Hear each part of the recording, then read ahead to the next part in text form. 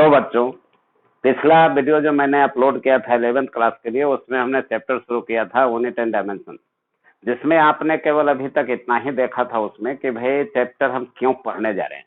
आज हम एक नया वीडियो लेकर आए हैं जो उसी का सेकंड लेक्चर है, जिसमें हम यूनिट डायमेंशन प्रॉपर पढ़ाने जा रहे हैं। तो आज हम यहाँ से शुरू करते हैं कि इसमें पढ़ना क्या है। तो contents of the unit, contents of the unit. तो सबसे पहले तो ये सोचना चाहिए कि क्यों पढ़ने जा रहे हैं। अब है कि इसमें क्या पढ़ने जा रहे हैं। तो पहला में है यूनिट एंड इट्स डेफिनेशन। सबसे पहले तो यूनिट का डेफिनेशन जानेंगे, कंडीशन जानेंगे कि यूनिट को कैसे लाया गया। जब ये हो जाएगा तो दूसरा हो जाएगा systems of unit. Systems of unit, जिसमें हम 4 तरह के सिस्टम जानेंगे कि एमकेएस है, एपीएस है, सीजीएस है, एसआई है।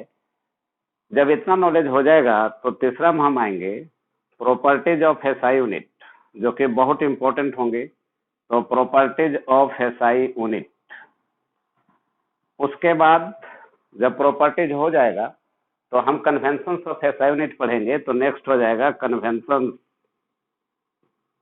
ऑफ एसआई यूनिट, जिसमें कुछ रेस्ट्रिक्शन है बोर्ड एग्जाम के लिए कि कैसे आपको यूनिट लिखना है। तो कन्वेंशन ऑफ एसआई यूनिट, उसके बाद 5वां में हो जाएगा fundamentals of SI unit. Fundamentals of SI unit हम देखेंगे कि 8 फंडामेंटल्स हैं एसआई यूनिट में। वो 8 का नाम लिखेंगे, सबका डेफिनेशन जानेंगे, पूरा डिटेल्स स्टडी होगा। उसके बाद जब इतना हो जाएगा तो number and unit, number and unit ये दोनों में क्या रिलेशन है जो देखेंगे। उसके बाद हमारा डायमेंशनल फार्मूला शुरू होगा, मतलब dimensional formula of the physical quantity, of the physical quantity. लेकिन इसमें केवल हम डायमेंशनल फार्मूला नहीं लिखेंगे, बल्कि पूरा इंट्रोडक्शन लेंगे। इसलिए लिख दे रहे हैं कि विथ इंट्रोडक्शन, मतलब पूरे फिजिकल क्वांटिटी का इंट्रोडक्शन। और इसलिए मैंने हेडिंग दे रखा है यूनिट एंड डायमेंशन चैप्टर जो है वो introduction of a physical quantity है। जब डायमेंशनल फार्मूलास आगे निकलेंगे तो 8वां नंबर में होगा यूज ऑफ डायमेंशन, जो कि प्रॉब्लम बनाने का रास्ता खोलेगा। तो use of dimension is the next unit. जब ये हो जाएगा तो 9वां होगा ड्रॉबैक्स, मतलब ड्रॉबैक्स ऑफ डायमेंशन, कि डायमेंशन में डिमेरिट्स क्या हैं। उसके बाद मेरा एक स्पेशल हेडिंग होगा प्रॉब्लम्स कम थ्योरी, मतलब प्रॉब्लम्स कम थ्योरी, जिसे हम लोग शॉर्ट में बोलते हैं पीसीटी। और इसका मीनिंग क्या है कि how can you apply the concept of physics to solve the problem. जिसमें हम क्या करेंगे कि अपने मन से, देखिए इस सेक्शन को समझिए कि प्रॉब्लम्स कम थ्योरी जो है एक हमारे द्वारा दिया जाने वाले बच्चों का एक प्रॉब्लम का कलेक्शन होता है, जिसमें हम ये सिखाते हैं कि how can you apply the concept और theory of physics to solve the problem. हम हर एक चैप्टर में, जितना चैप्टर होगा उसमें 30 से 40 प्रॉब्लम्स का कलेक्शन हम देंगे, और ये प्रॉब्लम्स हम ही लिखेंगे, हम ही बताएंगे। खाली आप लोग को सीखना है कि प्रॉब्लम बनता कैसे है। ये 30-40 प्रॉब्लम्स जो होंगे वो कहाँ के प्रॉब्लम रहेंगे।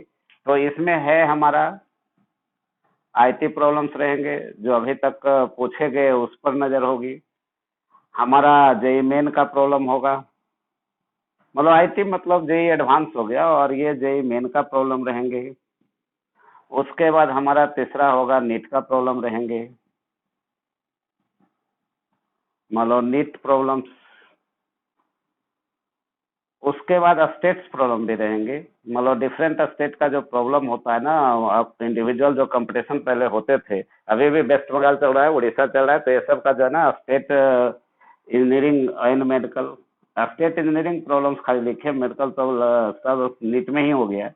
उसके बाद नजर एक आध डालेंगे बोर्ड प्रॉब्लम्स, क्योंकि उन्हें डायमेंशन भले हमारा 11th में है, लेकिन बोर्ड में अभी भी क्वेश्चन इससे आते हैं। तो ये हमारा 10वां नंबर होगा। कि इतना करने के बाद जब ये चीजें हो जाएगी कि unit and definition, system of unit, properties of SI unit, convention of SI unit, fundamentals of SI unit, number and unit, dimensional formula of the physical quantity with introduction, use of dimension, drawbacks of dimension, problems come theory. जब इतना हो जाएगा तो 11 number में आइए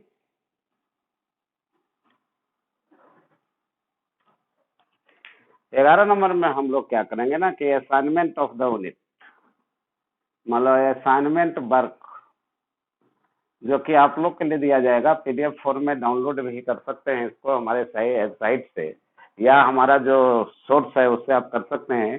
comments box में आप लिख दीजिएगा, व्हाट्सएप नंबर दीजिएगा, उस पर भी भेज दिए जाएंगे असाइनमेंट वर्क। उसके बाद होगा self evaluation test. Self evaluation test मतलब आप इस चैप्टर में कितना गेन किए हैं इसका टेस्ट होगा। और तीसरा है फाइनल टेस्ट, जो कि हम लोग कहते हैं कि test eligibility test. Eligibility test इतना जब हम करते हैं तब हमारा क्या है ना कि एक चैप्टर कंप्लीट हो जाता है। तो चलिए स्टार्ट लेते हैं कि सबसे पहला हमारा था यूनिट।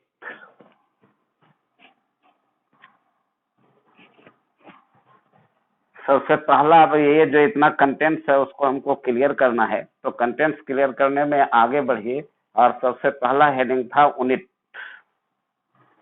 तो सबसे पहले हम लोग जानेंगे कि यूनिट क्या है, फिर उसके बाद सिस्टम्स ऑफ यूनिट में। तो यहीं से स्टार्ट है और एकदम बेसिकली जीरो से ही, बार बार बोल रहे हैं कि जीरो से ही चल रहा है कि यूनिट क्या है। इसका डिफिनेशन पहले लिखते हैं कि for the measurement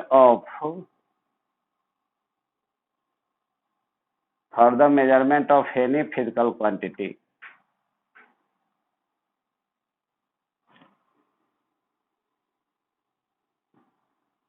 we choose a certain standard for the measurement of any physical quantity. We choose a certain standard, and this standard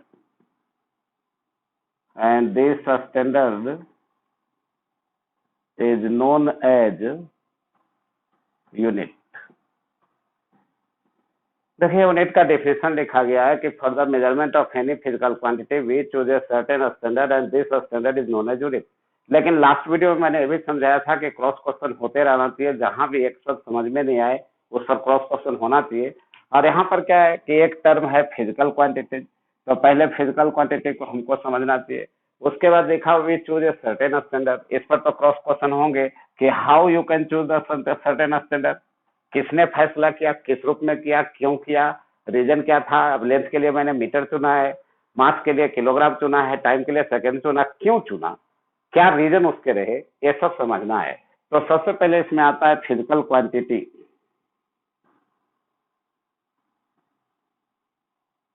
अब फिजिकल क्वांटिटी क्या है, तो इसमें लिख रहे हैं कि those technical terms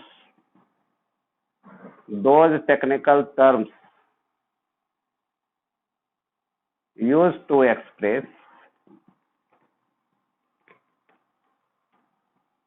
the law of physics are known as physical quantities.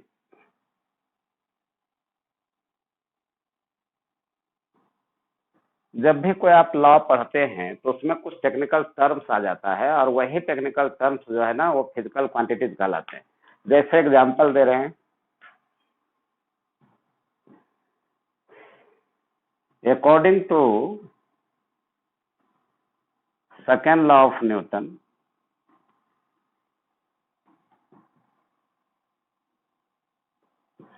the rate of change of linear momentum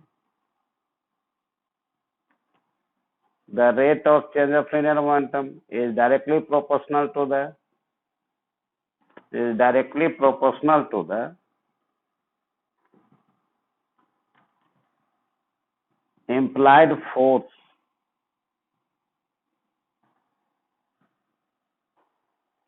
and it is directed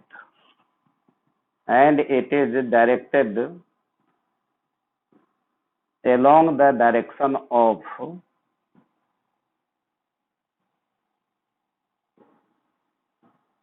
acceleration।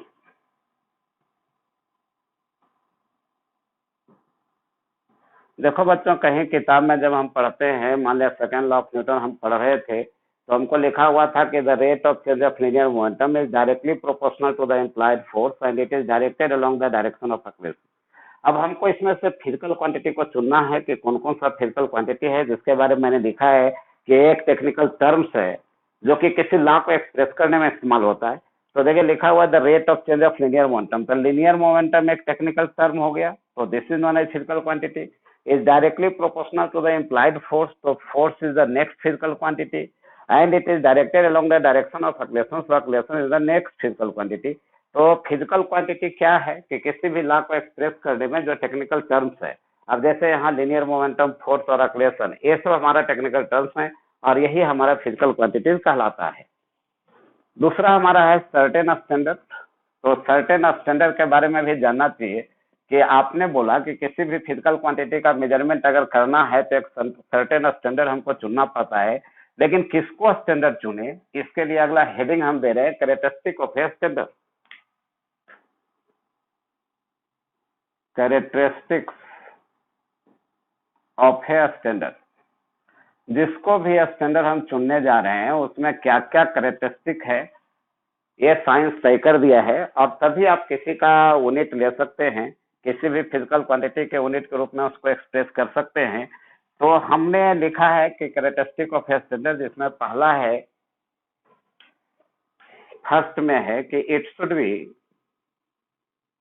Well defined. कहता है कि जिसको चुनने का मन है आप स्टैंडर्ड उसको चुनिए, लेकिन वेल डिफाइंड ये होना नेसेसरी है। अब जैसे एग्जांपल देते हैं कि चार्ज और करंट, ये दोनों में जो साइंस को आया चुनने की बारी कि कौन सा स्टैंडर्ड हम चुने इसके लिए, यूनिट के लिए, तो चार्ज को स्टैंडर्ड माने कि करंट को स्टैंडर्ड माने, तो इसमें हमारा ये पॉइंट था कि वेल डिफाइंड होना चाहिए। और चार्ज के बारे में कहा जाता है कि not defined at to be, not defined at to be, अभी तक इसका डिफिनेशन नहीं मिला है, और जब इसका डिफिनेशन ही नहीं है तो चार्ज को हम स्टैंडर्ड नहीं माने, और हमने किसको मान लिया, करंट को स्टैंडर्ड मान लिया, क्योंकि करंट का जो डिफिनेशन है वो भी था, करंट का जो यूनिट है उसका भी डिफिनेशन था।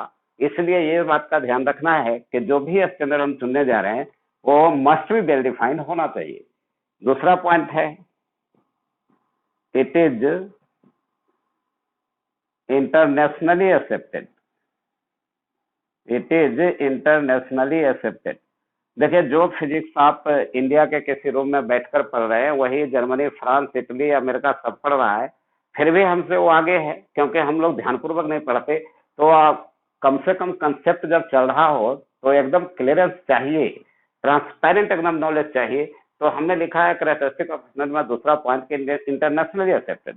अब मान लिया कि कोई न्यूटन फोर्स का यूनिट न्यूटन दिया और आप न्यूटन देना चाहते हैं तो न्यूटन कहिए आप, लेकिन पूरा इंटरनेशनली अगर एक्सेप्ट हो जाता है तभी वो वैलिड होगा, अदरवाइज वो नहीं वैलिड होंगे। थर्ड पॉइंट में आइए कि थर्ड पॉइंट में है कि इट इज इजिली रिप्रोड्यूसेबल।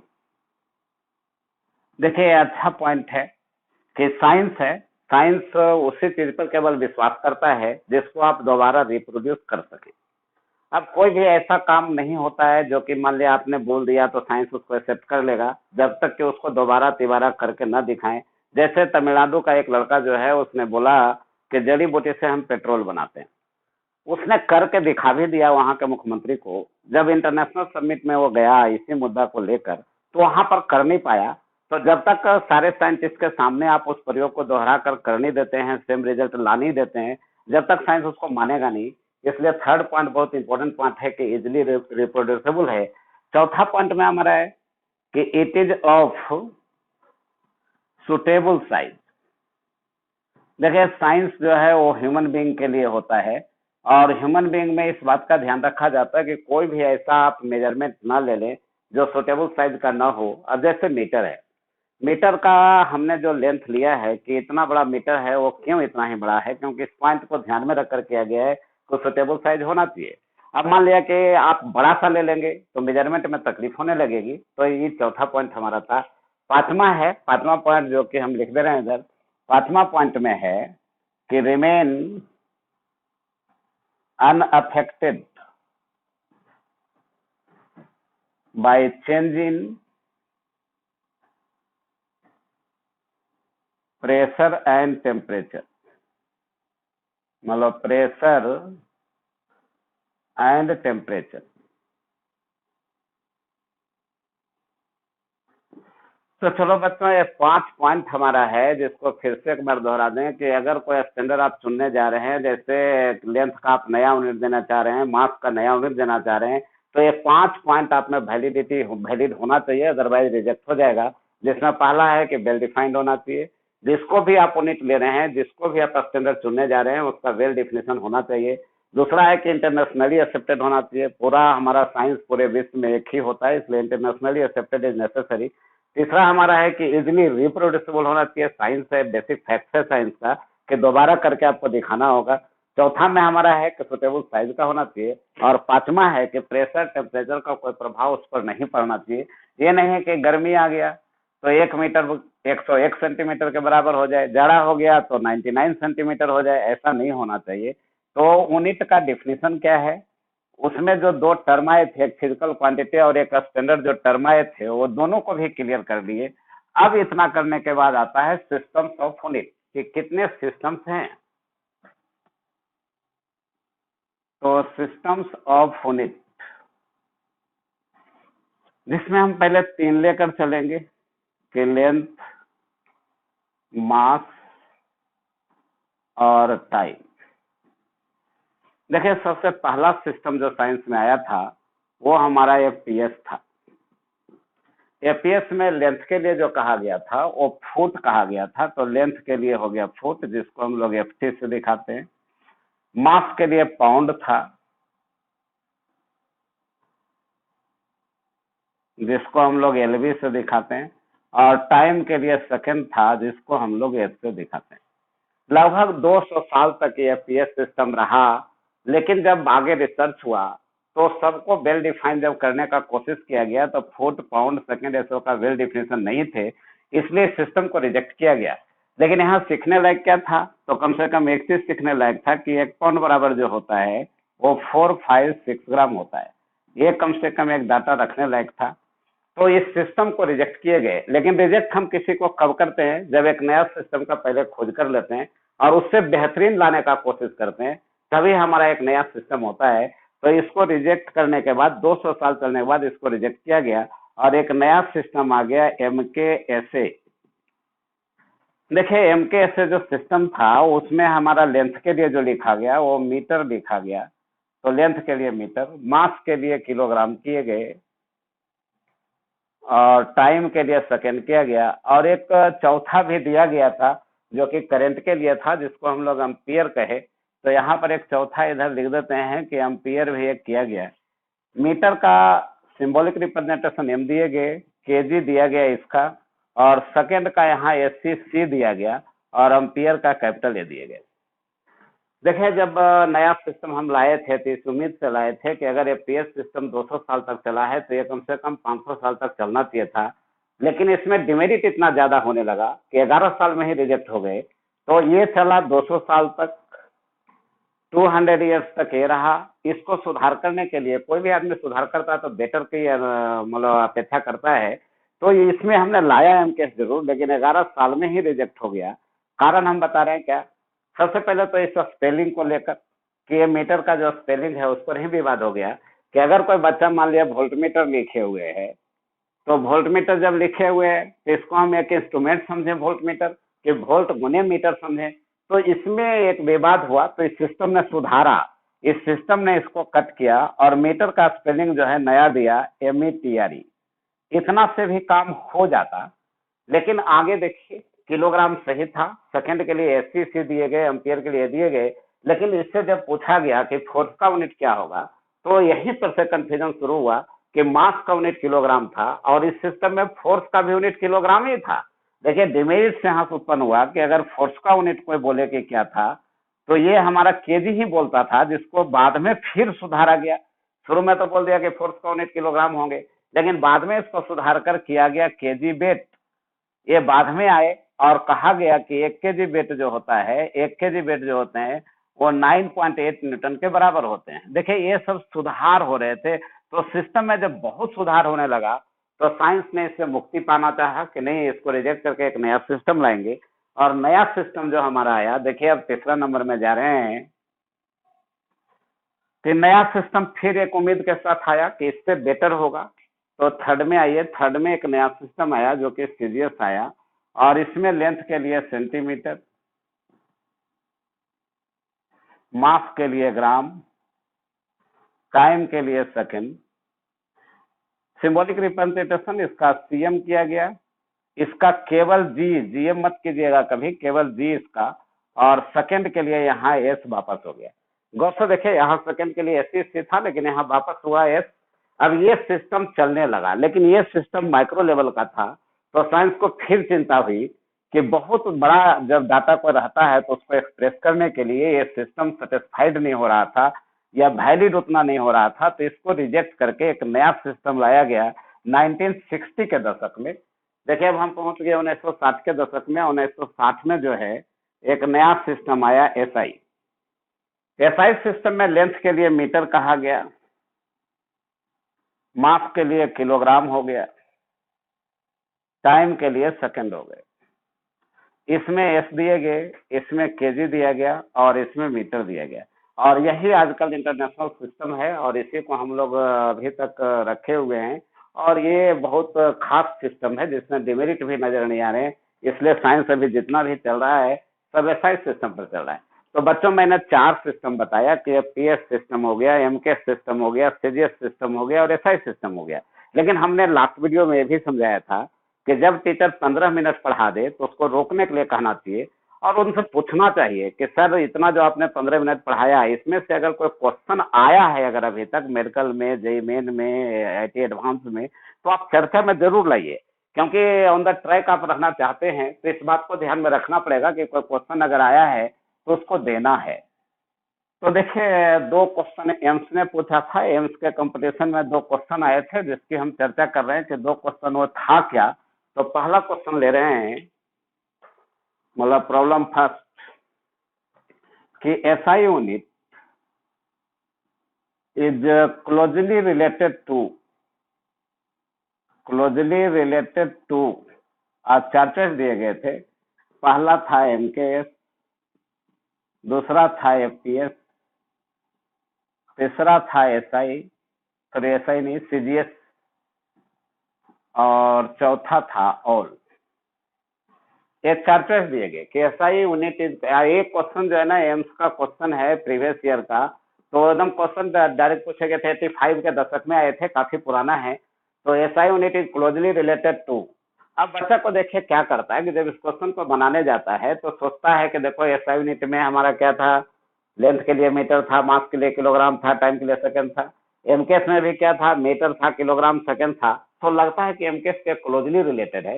लेकिन क्लोजली रिलेटेड वर्ड जो है ना वो कैसे डिफाइन खुद होता है कि क्लोजली रिलेटेड मतलब होता है कि इंटर्न कन्वर्सन जिससे हो सकता है वही क्लोज रिलेशन कहलाता है। तो सीजीएस से एसआई कर सकते हैं, एसआई से सीजीएस कर सकते हैं, इसका इंटर कन्वर्सन पॉसिबल है। सो बेटर आंसर यहाँ क्या होंगे कि सीजीएस हो जाएंगे। तो हमारा SI unit is closely related to, अगर जवाब देना हो तो सीजीएस होंगे, एमके स्क्वाप नहीं मारेंगे। प्रॉब्लम नंबर 2 हमारा था जो कि एम्स का ही, ये भी क्वेश्चन था, 85 के दशक में ही थे। और क्वेश्चन क्या था कि डिडाइसोनाइट्स ऑफ फोर्स इज, डिडाइसोनाइट्स ऑफ फोर्स इज, 4 चॉइस थे। पहला था न्यूटन, दूसरा था डाइन, तीसरा हमारा था जूल और चौथा हमारा था वाट। अब देखिए इस क्वेश्चन को भी जब बनाने जाएंगे तो सबसे पहले कभी कभी क्या होता है बच्चों कि क्वेश्चन ही समझ में नहीं आता है। अब मान लिया कि टेक्निकली फिट अगर आप स्टूडेंट नहीं है, केवल क्लासिकल प्रिपरेशन करते हैं, तो ऐसे में काफी दिक्कत होती है और हाई रैंक की तो कल्पना ही बेकार हो जाती है। गिरते पड़ते सिलेक्शन होना, कोई सिलेक्शन नहीं होता, वो तो बाद में पता चलता है कि हमने किस स्टेप से सिलेक्ट हुआ। तो यहाँ पर डिडाइसोनाइट्स ये वर्ड ही जो है ना अगर टेंशन दे रहा है तो आप पहले सीख लीजिए कि एसआई यूनिट के बारे में फिर से एक बार समझाते हैं कि इसका एग्जिस्टेंस जो हुआ ये 1960 में हुआ। इसका जो नॉमिनेशन हुआ, नाम जो एसआई पड़ा ये हमारा 1962 में पड़ा और 2 साल तक ये पुकारू नाम से जाना जाने लगा और पुकारू नाम ही इसका था डिडैसोनाइट। अब तो क्लियर हो गया होगा बच्चों कि डिडैसोनाइट was the old name of SI unit, और अगर एसआई यूनिट है तो हमारा आंसर क्या हो जाएंगे, न्यूटन। तो क्वेश्चन बनाने के लिए भी सीखते रहना चाहिए और किस टाइप से क्वेश्चन आता है इसका ध्यान रखना चाहिए। तो चलिए भाई, हमारा ये था कि यूनिट का डिफिनेशन क्या है, कैरेक्टरिस्टिक ऑफ स्टैंडर्ड क्या है, सिस्टम्स ऑफ यूनिट क्या है। अब हम है कि एसआई यूनिट जो हमने सीखा है उसका कन्वेंशन क्या है। तो पहले एसआई यूनिट का कन्वेंशन पढ़िए, उसके बाद प्रॉपर्टीज पढ़ेंगे। तो सबसे पहला आप हेडिंग होंगे कन्वेंशन ऑफ एसआई यूनिट, जो कि बोर्ड एग्जाम के लिए बहुत इंपॉर्टेंट होंगे। तो सबसे पहला हेडिंग है कन्वेंशन ऑफ एसआई यूनिट। जब एसआई यूनिट पास हो रहा था तो कुछ कन्वेंशन भी इसमें लगाए गए थे जो आपको फॉलो करना है। तो कन्वेंशन ऑफ एसआई यूनिट, जिसमें सबसे पहला पॉइंट में है कि bar form is not permitted. Bar form is not permitted. जैसे एग्जांपल में आप लीजिए कि अगर वेलोसिटी का यूनिट है तो वेलोसिटी का यूनिट दो तरह से आप लिखे हुए देखे होंगे, एक हमारा ऐसे रहता है और एक हमारा ऐसे रहता है। देखिए यही बार फॉर्म है और साइंस कहता है कि बार फॉर्म का इस्तेमाल आप नहीं कर सकते हैं। इसको आप सर्च कर सकते हैं गूगल में जाकर सर्च बार में आप जैसे डालेंगे कन्वेंशन ऑफ एसआई यूनिट तो आपको सारा चीज समझ में आ जाएगा। इसलिए केवल ये नहीं कि जो हम बोल रहे हैं किताब में खूब लिखा हुआ ये सब रहता है, तो ये हमारे विचार से गलत है और आप गूगल पर सर्च भी कीजिए और ये हमारा परमिटेड है। तो बार फॉर्म का परमिशन नहीं है, इसलिए बोर्ड एग्जाम में कम से कम जब आप एक्सप्लेन कर रहे हो सब्जेक्टिव क्वेश्चन तो आप न दें। दूसरा में है plural form. Plural form of any unit is not permitted. Plural form of any unit is not permitted. अब इसका एग्जांपल देखिए कि अगर हमारा लेंथ है तो आप लोग तो क्या करते हैं कि थोड़ा सा अंग्रेजी जानते हैं तो कुछ ना कुछ करते रहते हैं कि एक से ज्यादा रहे तो एस या एस लगाना चाहिए। तो ऐसा आप ना करें। अब जैसे मान लिया 10 मीटर, 10 मीटर ही केवल लिखना चाहिए था, केवल इतना ही करना चाहिए था, या आप इसको ऐसे कर सकते थे 10 मीटर, ये आपका सही था। लेकिन आप लोग कभी कभी अंग्रेजी के चक्रव्यूह में फंसते हैं कि एक से ज्यादा है इसलिए हमको एस या एस लगाना चाहिए, तो आप बोल देते हैं 10 मीटर। ये बिल्कुल गलत है। देखिए एक अनपढ़ व्यक्ति से भी मिलिएगा तो कभी भी वो नहीं बोलता है कि हम दुकान जा रहे हैं कपड़ा खरीदने जिसमें हमको 2 मीटर कपड़ा लेना है, ऐसा कभी नहीं बोलता। इसलिए ये चीज का ध्यान रखना है। तीसरा है sign of full stop. Sign of full stop at the end of unit, at the end of unit is not permitted. किसी भी यूनिट में आप यूनिट के लास्ट में आप फुल स्टॉप नहीं दे सकते हैं। और ये तो एक मेजर ड्रॉबैक्स है आपके अंदर कि आप क्या करते हैं ना, बार बार डाल देते हैं। अगर आप सीबीएसई बोर्ड के एग्जाम नहीं है और बोर्ड एग्जाम अगर आपको देना है तो ऐसे परिस्थिति में बी अलर्ट, मार्क्स वहां डिडक्ट होंगे। और आप कॉपी भी चेक कर सकते हैं, जो टॉपर का कॉपी होता है अगर कहीं गलती किया है तो उसको डार्क कर दिया जाता है रेड कलर से। तो इसका एग्जाम्पल दे रहे हैं कि जैसे कोई बच्चा मान लिया है उसको फोर्स निकालना था, देखिए क्या क्या करता है वो। मान लिया प्रॉब्लम बनाया, प्रॉब्लम बनाने के बाद उसको मान लिया आंसर आया 25 न्यूटन, तो 25 न्यूटन और ऐसे कर देता है। ऐसे कीजिएगा तो गलत हो जाएंगे, आपको खाली 25 न्यूटन लिखना है, ये सही है।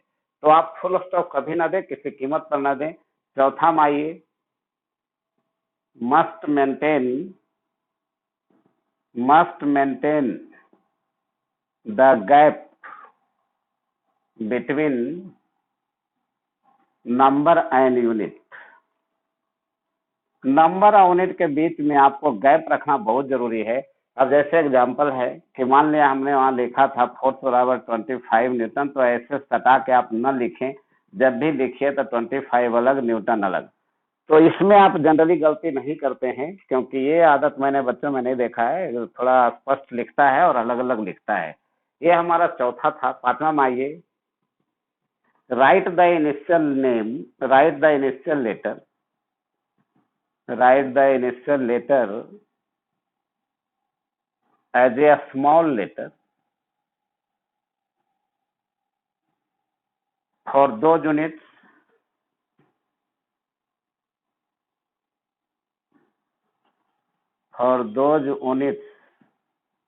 which are given after the name of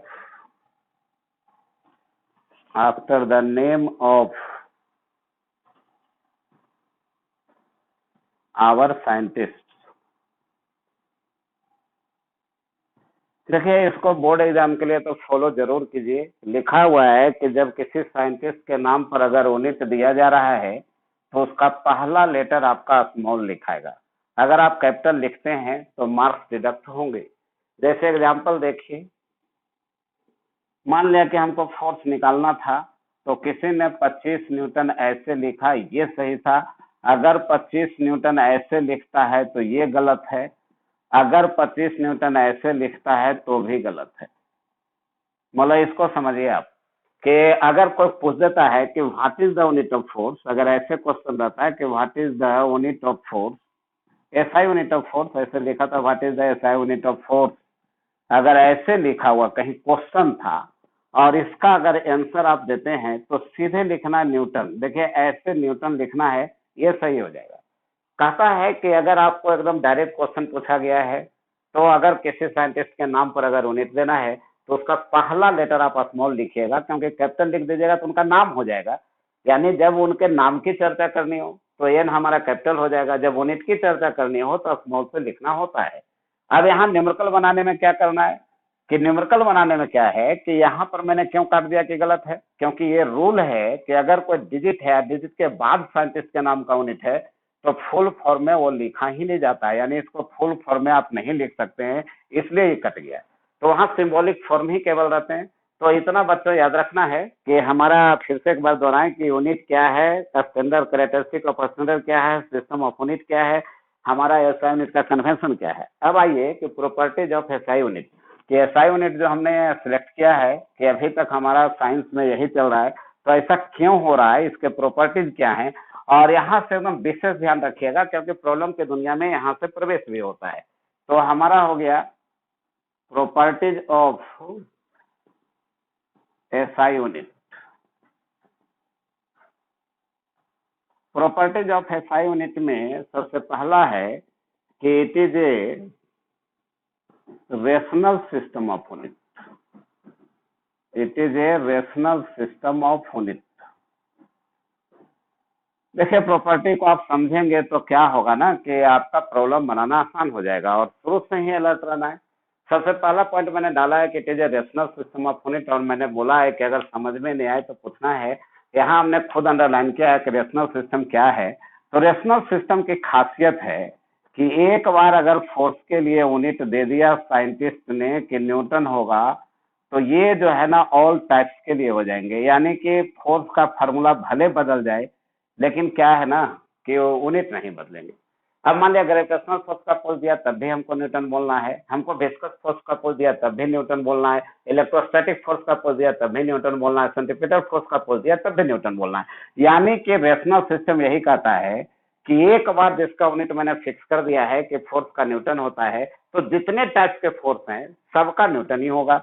उसी प्रकार एक बार एनर्जी का अगर फिक्स हो गया कि एनर्जी का जो यूनिट होंगे वो हमारा जूल होगा, अगर एक बार कह दिए गए तो ये जो है ना ऑल टाइप्स ऑफ एनर्जी, जितना भी एनर्जी होगा फार्मूला भले बदल जाए लेकिन सारे के सारे जितने टाइप्स हैं हमारे, सबके सब हमारा जो होगा जूल ही होंगे।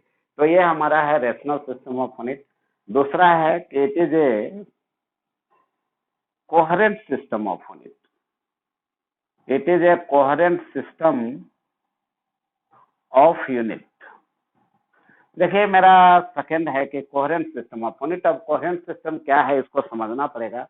तो बच्चों क्या है ना, प्रॉब्लम बनाने में काफी योगदान होंगे इस पॉइंट का, इसलिए थोड़ा सा अलर्ट होकर पढ़ना है कि एसआई यूनिट का पहला था रेशनल सिस्टम ऑफ यूनिट। इससे हमको ये फायदा हुआ कि जितने टाइप्स का फोर्स होंगे सबका न्यूटन होंगे। इसका मतलब फार्मूला बदल जाए तभी हमको न्यूटन क्लियर रखना है। एनर्जी का बहुत सारा फार्मूला होता है, बहुत सारे टाइप्स होते हैं, लेकिन सबका यूनिट जो है ना वो आपका जूल ही होगा।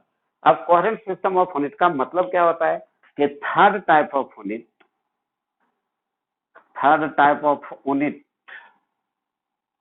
is obtained either by multiplication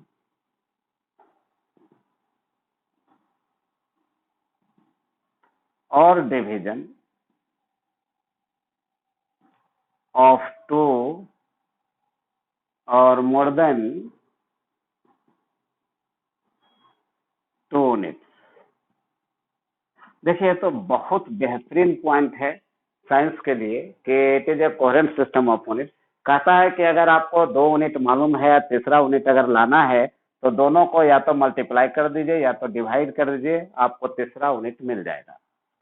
example दे रहे हैं कि जैसे मान लिया कि हमको फोर्स का मालूम है कि न्यूटन होता है, एरिया का हमको मालूम है कि मीटर स्क्वायर होता है, और अगर हमसे किसी ने प्रेशर का पूछ दिया है तो कैसे निकालें। तो हमने कहा था कि 2 यूनिट अगर है तो दोनों को डिवाइड कीजिए या मल्टीप्लाई कीजिए।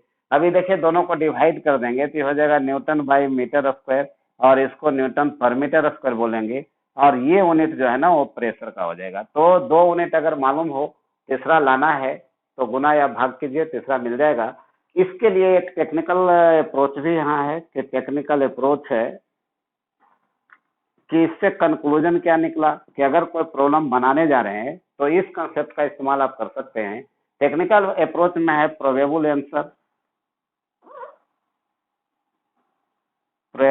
Answer of 2 data in the problem.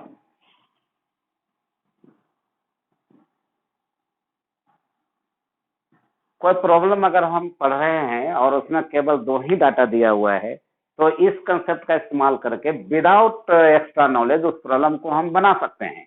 जिसके लिए मैंने लिखा है कि क्वेश्चन को आप पढ़िए, पढ़ने के बाद अगर 2 ही डाटा नजर आता है तो कितने तरह के आंसर होने की संभावना है। तो पहला संभावना दे रहे हैं कि x इंटू वाई हो जाएगा, यानी 2 ही डाटा है, मान लो एक डाटा x है दूसरा डाटा y है, तो आंसर की संभावना हमारा एक्स वाई का है। दूसरा है कि एक्स बटे वाई हो सकते हैं या वाई बटा एक्स कहिए, ये भी हो सकते हैं। तो देखो ये बोला था कोहेरेंट सिस्टम ऑफ यूनिट है। अब कोहेरेंट सिस्टम मतलब होता है कि तीसरा यूनिट अगर लाना है तो मल्टीप्लाई कीजिए या डिवीजन कीजिए। तो एक आंसर हमारा एक्स वाई हो सकता है। यानी बच्चों जब प्रॉब्लम आपके सामने हो और आप फार्मूला गलती से भूल रहे हो तो इस टेक्निकल अप्रोच का इस्तेमाल आप जरूर करें कि 2 डाटा का क्वेश्चन है तो गुना करके देखें, भाग देकर देखें। अब जैसे एक पहले हम लिख देते हैं कि क्या क्या हो सकते हैं। तो 2 आंसर तो ये हो सकते हैं। तीसरा क्या है कि 3 तरह का हमको पढ़ना है मैथ में, M G M H M. तो देखिए रूट एक्स वाई हो सकते हैं, ये भी आंसर हो सकते हैं, जिसको हम लोग जीएम कहते हैं, यानी हमारा क्या है ना ज्योमेट्रिकल मीन है।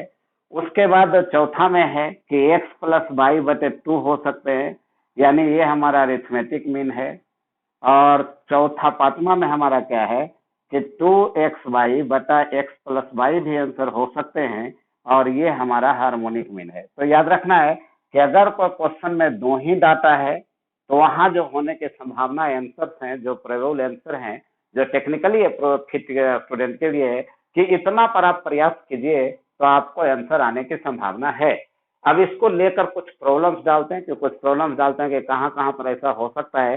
2-3 प्रॉब्लम से समझने का कोशिश कीजिए क्योंकि ये बहुत इंपॉर्टेंट पॉइंट है, और कंपटीशन में अक्सर देखा गया है कि 2 डाटा का क्वेश्चन रहता है, और अगर मान लिया हमको याद है, प्रॉब्लम बनाने का तरीका याद है, कंसेप्ट क्लियर है तो ये सब मैटर नहीं रखता है टेक्निकली अप्रोच का। लेकिन अगर हम वहाँ भूल जाते हैं, वापस भी लेना है, मान लिया कि हम जानते हैं कि हमारा सिलेक्शन जो है वो हमको चाहिए कम से कम, हमको एनआईटी में जाने के लिए 150 नंबर चाहिए किसी भी कीमत पर, और मान लिया कि अभी तक हमारा जो है ना 110 नंबर ही हुआ था और इसके आगे हमको आता नहीं था। तो जब आता नहीं था तो टेक्निकली जो फिट आप हैं उसका इस्तेमाल कीजिए, और ऐसे भी बाहर हैं आप, अगर 150 पर होता है 110 आता है तो आप बाहर हो जाएंगे। इसलिए आप ये जो टेक्निकली फिट नॉलेज है उसको आप इस्तेमाल करके आप 110 से 150 तक पहुंच सकते हैं, क्योंकि ये डाटा कब दिया जा रहा है, जब आपने कोहेरेंट सिस्टम ऑफ यूनिट पढ़ा, टीचर का एक्सपीरियंस है, इसलिए पूरा भरोसा करके इस पर दिए जा सकते हैं। अब जैसे कुछ प्रॉब्लम हम दिखाते हैं, देखिए एक प्रॉब्लम लेते हैं कि प्रॉब्लम हम एक इसमें पहले डाल रहे हैं कि body is projected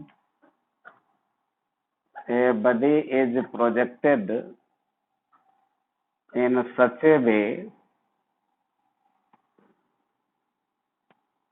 that its time of flight is equal to 5 seconds and the range is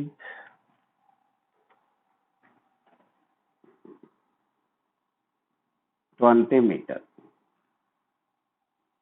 एक बॉडी को एयर में इस ढंग से प्रोजेक्ट किया गया है कि उसका टाइम ऑफ फ्लाइट दिया हुआ है 5 सेकंड, उसका रेंज दिया हुआ है 20 मीटर। उसके बाद find the horizontal component of the velocity of projection. मान लिया ऐसे कहा गया। अब इस टाइप के क्वेश्चन को बनाने के लिए बहुत ज्यादा नॉलेज की जरूरत नहीं है, क्योंकि हम इस कंसेप्ट का फायदा उठाएंगे कि हमारे क्वेश्चन में क्या है ना कि 2 ही डाटा है, एक हमारा 5 सेकंड है और एक 20 मीटर है। अब 4 चॉइस वहां दिया हुआ था। पहला था 4 मीटर पर सेकंड, दूसरा था 8 मीटर पर सेकंड, तीसरा हमारा था 100 मीटर पर सेकंड और चौथा हमारा था 50 मीटर पर सेकंड। ऐसे चॉइस दिए हुए थे। अब इस प्रॉब्लम को बनाने के लिए अगर हम मान लिया यूनिट डायमेंशन के कंसेप्ट का इस्तेमाल करते हैं तो काम मेरा हो सकता है। अब जैसे देखिए 2 डाटा है, अगर मल्टीप्लाई करते हैं तो एक आंसर तो 100 आता है, लेकिन जब मल्टीप्लाई करेंगे तो यूनिट के साथ मल्टीप्लाई करेंगे तो देखिए ये हो जाएगा मीटर सेकंड, जबकि यहाँ क्या आ रहा है मीटर पर सेकंड। तो 3 मेरा आंसर नहीं हो सकता। दोनों को मल्टीप्लाई करने से भी 50 नहीं आ रहा है, 8 नहीं आ रहे हैं, 4 नहीं आ रहे हैं। अब हम क्या करते हैं कि डिवाइड करते हैं। तो डिवाइड हम 20 में से 5 भी कर सकते हैं, 5 में से 20 भी कर सकते हैं। तो अगर 20 मीटर डिवाइडेड बाई 5 सेकंड करते हैं तो देखिए 4 से कट जाएगा, यानी 4 मीटर पर सेकंड मेरा आंसर हो सकते हैं और एक चॉइस में है। यूनिट के साथ डिवाइड कीजिएगा ताकि यूनिट हमको मिल सके। अगर उल्टा डिवाइड करेंगे 5 में से 20 को डिवाइड करेंगे तो सेकंड पर मीटर हो जाएगा, जो कि मेरा आंसर नहीं हो सकता। तो राइट आंसर क्या हो जाएंगे ये।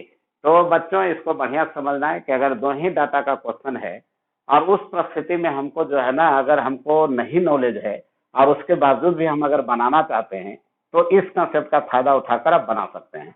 तो ऐसा ऐसा ढेर सारा प्रॉब्लम का एक सीरीज होगा जो हमने ये टेक्निकल अप्रोच दिया है, जिसमें प्रोबेबली आंसर इतना हो जाता है। तो इसके लिए मेरा एक वीडियो ही आता है, अभी आएगा, उस अपलोड होगा, जिसमें एकदम क्लियर हेडिंग रहता है कि M G M H M in the world of physics कि पूरे फिजिक्स में जितना भी प्रॉब्लम्स बेस्ड है M G M H M पर या 2 ही डाटा के क्वेश्चन पर जिसका प्रोबेबल आंसर हमने डाला है अभी, उसका एक स्पेशल वीडियो आएंगे जिसमें खाली आपको प्रॉब्लम ही नजर आएगा और सबका आंसर वही होगा जो मैंने लिखा है, लाइक दिस कि एक्स बटा वाई होंगे, या तो हमारा मतलब वाई बटा एक्स होंगे, या हमारा एक्स वाई होगा, या रूट एक्स वाई होगा, या 2x वाई बटा एक्स प्लस वाई होंगे, या हमारा एक्स प्लस वाई बाई 2 होगा। यानी जितना पीछे लिखा गया है उसको जितनी जगह भी आंसर होंगे उसका एक स्पेशल वीडियो आएगा और उस वीडियो का हेडिंग होगा कि M G M H M in the world of physics, और वो वीडियो अपलोड होंगे। तो यहाँ पर एक प्रॉब्लम का सैंपल देकर हम आगे बढ़ते हैं कि इस टाइप का प्रॉब्लम आप ढूंढिए।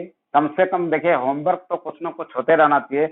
और आज का होमवर्क क्या है जो लिखिए कि आज का जो होमवर्क है हमारे वीडियो आने के पहले जब तक आप कलेक्ट करके रखें कि होमवर्क है कि collect at least 20 problems of 2 data only, 2 data only having answer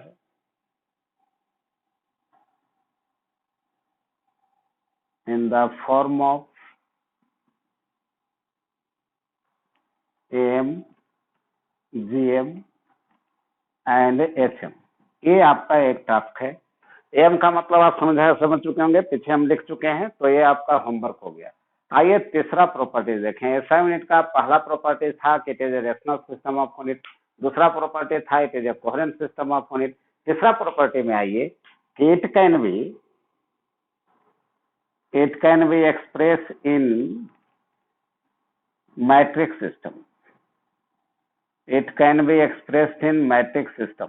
अब मैट्रिक्स सिस्टम मतलब होता है पावर ऑफ 10। मतलब ये हमारा होता है पावर ऑफ 10।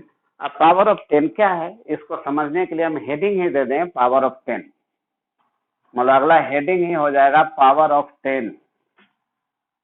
यही पढ़ने का लय होता है, सुर और ताल होता है कि आप ऐसे बढ़िए कि कोई भी टर्म आपसे अछूता न रहे। तो पावर ऑफ 10 अगला हेडिंग है, जिसमें बहुत सारा चीज हम सीखेंगे पॉइंट टू पॉइंट। और पहला पॉइंट में है परफिक्सेस। कुछ परफिक्सेस हैं जिसको आपको याद रखना पड़ेगा। अब जैसे 10 to power -1, 10 to power -2, 10 to power -3, 10 to power -6, 10 to power -9, 10 to power -12 और 10 टू पावर -15, 10 टू पावर -18। अब इसको हम क्या कहते हैं ये आपको जानना जरूरी है।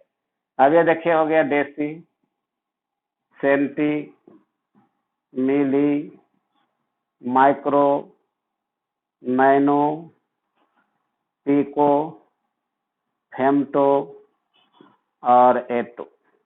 ये इतना हो गया जो पावर हमने नेगेटिव चढ़ाया है। अब पॉजिटिव वाला भी आपको जानकारी में होना चाहिए।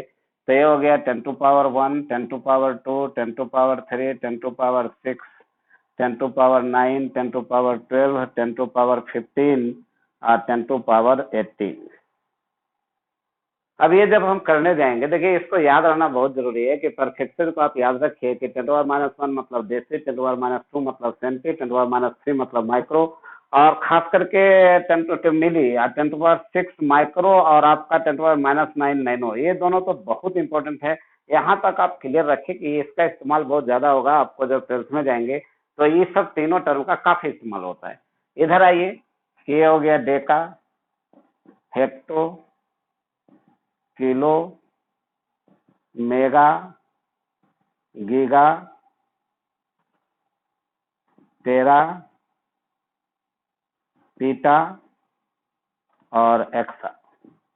इधर हमारे पॉजिटिव वाले हैं कि deca, hecto, kilo, mega, giga, tera, peta, exa. ये इतना हमारा पहला था पावर ऑफ 10 में। देखिए यार यहाँ छूट गया है। तो पावर ऑफ 10 में जो है ना, आप परफिक्सेस पहला याद रखें। अब आइए दूसरा पॉइंट में चलें कि ये तो पहला पॉइंट था। अब दूसरा पॉइंट में आइए। सेकेंड पॉइंट में क्या है ना कि कुछ फैक्ट्स हैं जिसको आपको याद रखना पड़ेगा। और वो फैक्ट्स क्या हैं जो कुछ हम लिख रहे हैं, तीसरा चौथा करके लिखते जाएंगे। पहला में लिख रहे हैं कि the time taken by light to cross a window. जब हम खिड़की खोलते हैं और लाइट अंदर आती है रूम में, तो उसको कितना टाइम लगता है ये याद रखना जरूरी है। तो यह है 10 टू पावर -8 सेकेंड। ये सब कुछ कुछ आपको याद रखना पड़ेगा और स्टैंडर्ड डाटा के रूप में रहता है। कंपटीशन में भी इस टाइप का आता है। उसके बाद तीसरा पॉइंट में आइए कि लाइफ स्पान, मतलब life span of an electron in excited state is equal to. आप पढ़ेंगे केमिस्ट्री में और फिजिक्स में भी है कि जब किसी एटम को एनर्जी मिलता है तो उसका इलेक्ट्रॉन जो होता है ना, एक लेवल से दूसरे लेवल में जाता है, यानी एक सेल से दूसरे सेल में जंप कर जाता है। और जंप करने के बाद वहां से फिर रिटर्न बैक होता है। तो हम ये पूछना चाहते हैं कि इलेक्ट्रॉन एक्साइटेड स्टेट में कितना टाइम तक रहेगा। तो ये हो जाएगा 10 टू पावर -8 सेकेंड। चौथा में आइए, time lag between incident of a photon and ejection of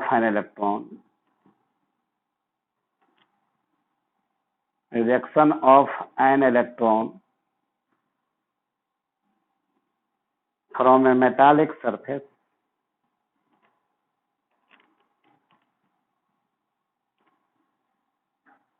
is equal। देखिए आइंस्टीन ने एक एक्सपेरिमेंट किया था कि फोटोन को इंसिडेंट कराया था मेटालिक सरफेस पर, वहां से इलेक्ट्रॉन का इजेक्शन हुआ था। और क्वेश्चन पूछता है, जेईई मेन में भी आया हुआ है कि टाइम लैग कितना होता है between incident of a photon and ejection of an electron. तो ये है 10 टू पावर -8 सेकेंड।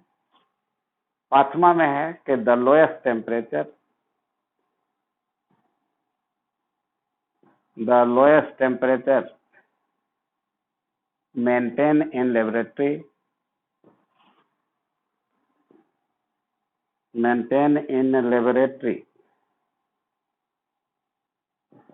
कहता है कि ऐसे नेचर ने 3 केल्विन से कम टेम्परेचर कहीं नहीं क्रिएट किया है। देखिए पूरे यूनिवर्स में 3 केल्विन से कम टेम्परेचर नहीं होता है, लेकिन मानव की चाहत बहुत बड़ी होती है और मानव जो है वो अपना अपना टेम्परेचर मेंटेन करता है लेबोरेटरी में, खास करके अपने लिए करता है। जैसे हाइड्रोजन बम है, उसको सेक्रेट रखना है तो उसको लोएस्ट टेम्परेचर पर रखे जाते हैं।